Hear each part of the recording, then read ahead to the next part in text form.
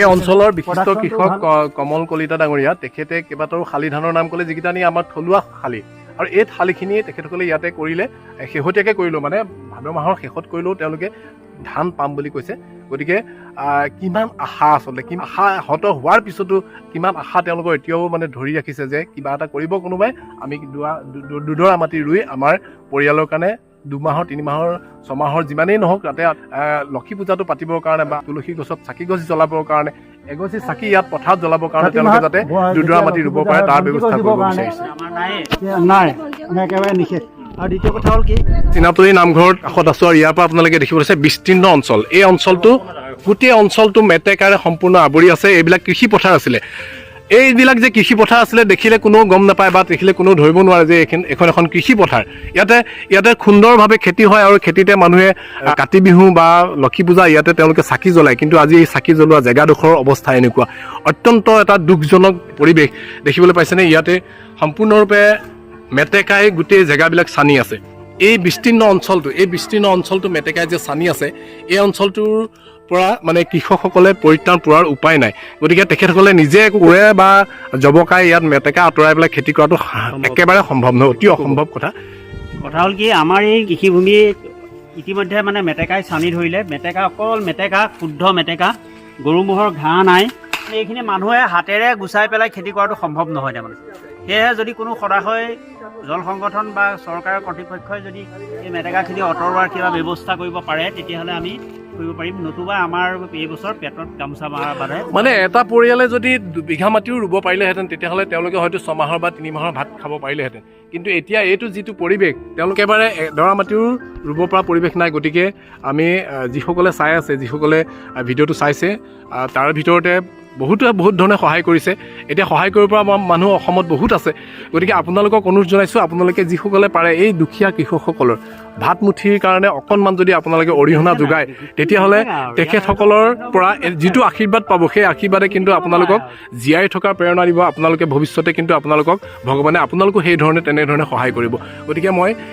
এটাই মেছেজ দিব বিচাৰিছোঁ যে এই অঞ্চলটোৰ কৃষকসকলত অকণমান যদি আপোনালোকে সকাহ দিব বিচাৰে, যিকোনো প্ৰকাৰেই নহওক এই মেটেকাখিনি আঁতৰাই বা এই পিঠখিনি আঁতৰাই যদি অকণমান কৃষি কৰিব পৰা ধৰণৰ কিবা এটা কৰিব পৰা হয় তেতিয়াহ'লে তেখেতসকল উপকৃত হ'লে কিন্তু অকণমান তেখেতসকলৰ পৰিয়ালটো পোহপাল দিব পাৰিব। আমাৰ লগতে টিয়ক টাউন কমিটিৰ ৱাৰ্ড কমিশ্যনাৰ মৃণাল বৰদলৈ আছে। তেওঁ অৱশ্যে দেখিবলৈ পাইছে ইমান এটা দুৰ্বিষহ এটা পৰিৱেশলৈ গৈ আছে কিন্তু জেগাডোখৰ, কাৰণ কৃষিৰ ওপৰতে নিৰ্ভৰশীল গোটেই মানুহখিনি, কৃষি আৰু পশুপালনৰ কাৰণে এতিয়া গৰুৰ কাৰণেতো ঘাঁহ নাহেই, মহবিলাকে ইয়াতে খাই চৰি থাকিব পাৰিব, কিন্তু গৰুৰ কাৰণে ঘাঁহ নাই। আমি আহিছিলোঁ আচলতে ইয়াতে পশু খাদ্য কিছু অংশ দিবৰ কাৰণে সকলোৰে সহায় সহযোগত, আৰু এই পৰিৱেশটো আমি দেখা পাই অত্যন্ত মানে শনি সংকেত বুলি ক'ব লাগিব এই অঞ্চলটোৰ কাৰণে, হয়নে? আচলতে ইয়ালৈ আহি যিটো অনুভৱ কৰিছোঁ, মানুহৰ চকু পানী দেখিছোঁ, এই পানী মেটেকাটোৱে বিস্তীৰ্ণ পথাৰখন বেয়াকৈ মানে পুতি পেলাইছে। গতিকে এইখিনিৰ কাৰণে মই ইয়াৰ জৰিয়তে অনুৰোধ জনাম, চৰকাৰৰ কৰ্তৃপক্ষকো অনুৰোধ জনাম, কৃষি বিভাগকো অনুৰোধ জনাম, আপোনালোকে এই অঞ্চলটোৰ বিষয়ে এক পৰিকল্পনা গ্ৰহণ কৰি এই বৃহত্তৰ এই অঞ্চলৰ খেতিয়কসকলক সহায় কৰাৰ নিমিত্তে মানে এই পিঠখিনি আৰু মেটেকাখিনি আঁতৰোৱাৰ এটা ব্যৱস্থা কৰিব। আৰু এই কৃষি ক্ষেত্ৰত যিসকল NGO আছে বা বিশিষ্ট দল সংগঠন আছে সেই সকলোকে এই দিশত মানে আমি এটা চকু দিবৰ কাৰণে এটা ব্যৱস্থা গ্ৰহণ কৰিবৰ কাৰণে অনুৰোধ জনাইছোঁ। কাৰণ কৃষিয়েই মূল আহিলা। গতিকে কৃষকৰ মৰণ মানে জাতিটো কেতিয়াও আগবাঢ়ি যাব নোৱাৰে। গতিকে ইয়াৰ জৰিয়তে এই ৰাইজৰ হৈ সকলোকে হাতযোৰ কৰি অনুৰোধ জনাইছোঁ, এই কৃষিভূমি বিস্তীৰ্ণ কৃষিভূমিক আপোনালোকে এক বিহিত ব্যৱস্থা গ্ৰহণ কৰি ৰাইজে কৃষি কৰিব পৰা এক ব্যৱস্থা কৰি দিব বুলি আমি আহ্বান জনাইছোঁ। ধন্যবাদ জনাইছোঁ মৃণাল বৰদলৈ ডাঙৰীয়াক। তেখেতে আহি পেলাই এই পৰিৱেশটো নেদেখা হ'লে হয়তো তেখেত সেই জেগাৰ পৰা হয়তো তেওঁ অনুভৱ নকৰিলেহেঁতেন, কিন্তু এতিয়া নিজে অনুভৱ কৰিছে। সকলোৰে মন একেবাৰে ভাৰাক্ৰান্ত হৈ গৈছে। আমাৰো দুখ লাগিছে যে এই মানুহখিনিয়ে কেনেধৰণে এই বছৰটোৰ নালাগে 2-3 মাহৰ ভাত মুঠি কেনেকৈ যোগাৰ কৰিব। ক'তো খালী জেগা নাই, আৰু এই পিঠবিলাকত এনেকুৱা যে মানুহ উঠি গ'লে ইয়াত আপুনি খোজকাঢ়ি গৈ থাকিব পাৰিব। গতিকে এইটো অসম্ভৱ কথা মানুহৰ দ্বাৰা এইটো ঠিক কৰাৰ। গতিকে অতি মানে কাতৰভাৱে আমিও অনুৰোধ জনাইছোঁ যাতে আমিতো কৰিব পৰা ধৰণৰ যিখিনি আছে আমি সেইখিনি কৰিবলৈ চেষ্টা কৰি আমি দেখাবলৈ বিচাৰিছোঁ যে এই অঞ্চলটোত তেনেকুৱা পৰিৱেশ হৈ আছে। গতিকে সদাশয় ব্যক্তি, দল সংগঠন, চৰকাৰ সকলোৱে যদি এটা উমৈহতীয়া পৰিকল্পনাৰ এই জেগাবিলাকৰ এই পিঠবিলাক আঁতৰাই অলপ ঘৰ মাটিৰ যদি মানে তেখেতসকলে ৰুব পৰা ব্যৱস্থা কৰে। ইপিনে কঠীয়া নাই, কঠীয়া আছে জানো? নাই। কঠীয়াও নাই কঠীয়া ভাদৰ লাষ্টত খেতি কৰিলোঁ এতিয়া ভাদৰ লাষ্টত খেতি কৰিলেও যিহেতু হ'ব তেওঁলোকে মানে মানে মানুহৰ হয় ধৰক গুদুমণি শালি এইটো শালি বুলি কয় আপোনাৰ চৈমাৰি এটগুটি আৰু এইটো এই চেনিলাহীটো বৰ উন্নত ই মানে উৰ্বৰ শক্তি অধিক থাকিলেও ই পৰি নাযায় আগতীয়াকৈ হ'লেও এই অঞ্চলৰ বিশিষ্ট কৃষক কমল কলিতা ডাঙৰীয়া তেখেতে কেইবাটাও শালি ধানৰ নাম ক'লে যিকেইটা নি আমাৰ থলুৱা শালি আৰু এই শালিখিনি তেখেতসকলে ইয়াতে কৰিলে শেহতীয়াকৈ কৰিলেও মানে ভাদ মাহৰ শেষত কৰিলেও তেওঁলোকে ধান পাম বুলি কৈছে গতিকে কিমান আশা আচলতে কিমান আশা হত হোৱাৰ পিছতো কিমান আশা তেওঁলোকৰ এতিয়াও মানে ধৰি ৰাখিছে যে কিবা এটা কৰিব কোনোবাই আমি দুডৰা মাটি ৰুই আমাৰ পৰিয়ালৰ কাৰণে 2 মাহৰ 3 মাহৰ 6 মাহৰ যিমানেই নহওক তাতে আমি লক্ষী পূজাটো পাতিবৰ কাৰণে বা আমি তুলসী গছত চাকি গছ জ্বলাবৰ কাৰণে এগছি চাকি ইয়াত পথাৰত জ্বলাবৰ কাৰণে তেওঁলোকে যাতে দুডৰা মাটি ৰুব পাৰে তাৰ ব্যৱস্থা কৰিব বিচাৰিছে নাই আমি একেবাৰে নিষেধ আৰু দ্বিতীয় কথা হ'ল গতিকে এইখিনি ৰাইজে গোটেই ৰাইজে কিন্তু খেতি কৰাৰ কোনো মানে সুবিধা নাই এতিয়া এই পিঠখিনি যদি আঁতৰাই দিয়া নাযায় মানে কাৱৈমাৰী বিলৰ পৰা কোন বিলৰ পৰা আহিছে এইটো আপোনাৰ বনাই পথাৰৰ পৰা যিবিলাক পুখুৰী আছে নদীৰ প্ৰবাল সোঁত পৰিছে জাজি নদী যেতিয়া ধনতোলাত মথাউৰি ছিঙি দিয়াৰ পৰিপ্ৰেক্ষিতত যিটো সোঁত পৰিছে প্ৰায় আপোনালোকে শুনিছেই মাজগাঁও ৰাস্তাত এখন বাইক এখন স্কুটি কেইবাদিনৰ পিছতো উদ্ধাৰ কৰিছে তাৰপিছত আপোনাৰ সেই মেটেকাখিনি আহি কাৱৈমাৰী চিনাতলিতে আবদ্ধ হৈছেহি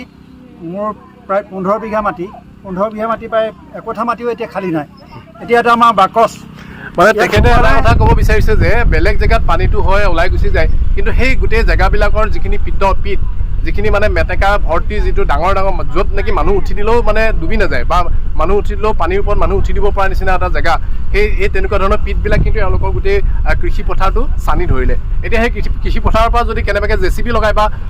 ফকলেন লগাই যদি সেইখিনি গুচাব পৰা নাযায় তেতিয়াহ'লে তেওঁলোকে কৃষি একেবাৰে কৰিব নোৱাৰিব বছৰটোৰ ভাত মুঠি মানে তেওঁলোকে পেটত গামোচা বান্ধি থাকিব লগা নিচিনা হ'ব গতিকে অত্যন্ত এটা দুখৰ কথা অত্যন্ত এটা মানে দুৰ্ভোগত ভুগিব লাগিব বুলি আমি দেখিবলৈ পাইছোঁ গতিকে এই পৰিৱেশটো উন্নত কৰিবৰ কাৰণে বা এই পৰিৱেশটোৰ পৰা হাত সাৰিবৰ কাৰণে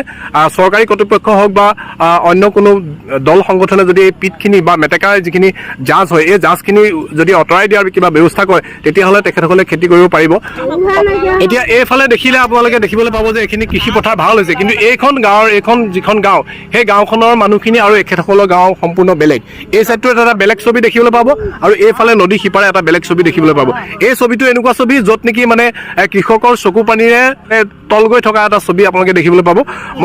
এই মেটেকাখিনি আচলতে এতিয়া পানীত মানে আহিলে ঘৰলৈকে হেঁচা মাৰি ধৰিছিলে ঘৰত বান্ধি দিয়া হ'ল ঘৰত বান্ধি দিয়াৰ কাৰণে মানে ঘৰটো হেঁচা মাৰি ধৰিব নোৱাৰিলে এই মেটেকাখিনি আমাৰ এতিয়া চিনাতলি গাঁৱৰ গোটেই গাঁওখনৰ মানুহৰ মাটিতে পৰিছে মানে কম জেগা নহয় আপোনালোকে দেখিবলৈ পাইছে চাগে এটা বৃহৎ এৰিয়া প্ৰায় মানে 10 কিলোমিটাৰমান জেগা সম্পূৰ্ণকৈ যদি চাৰিওফালৰ পৰা চোৱা যায় সেই গোটেই এৰিয়াটো মেটেকাৰে বা মেটেকাৰে মানে সম্পূৰ্ণ পূৰ হৈ আছে আৰু সেই জেগাডোখৰত কৃষি কৰিব পৰা অকণো পৰিৱেশ নাই বন্ধুসকল মৰিয়নি সমষ্টিৰ অন্তৰ্গত কাৱৈমাৰী চিনাতলি গাঁৱৰ এই কৃষকসকলৰ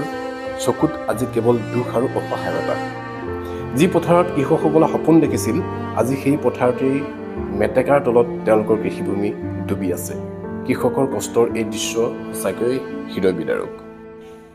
তেওঁলোকৰ পৰিয়াল জীৱিকা সকলো কৃষিৰ ওপৰতে নিৰ্ভৰশীল আৰু এই ভিডিঅ'টো কোনো অভিযোগ বা ৰাজনীতিৰ বাবে মই প্ৰস্তুত কৰা নাই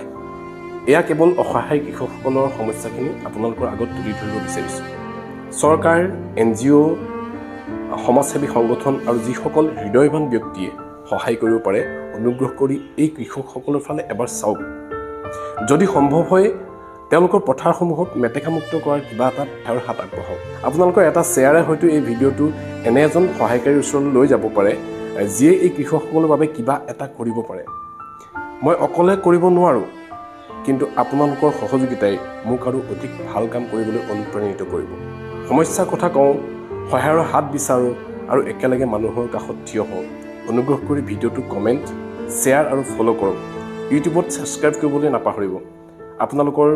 মৰম সহানুভূতিয়ে এনেধৰণে যিসকল পীড়িত মানুহ এই মানুহসকলক যদি অকণমানো সহায় কৰে তেতিয়া আমাৰ শ্ৰম সাৰ্থক হ'ব ধন্যবাদ জয় অসম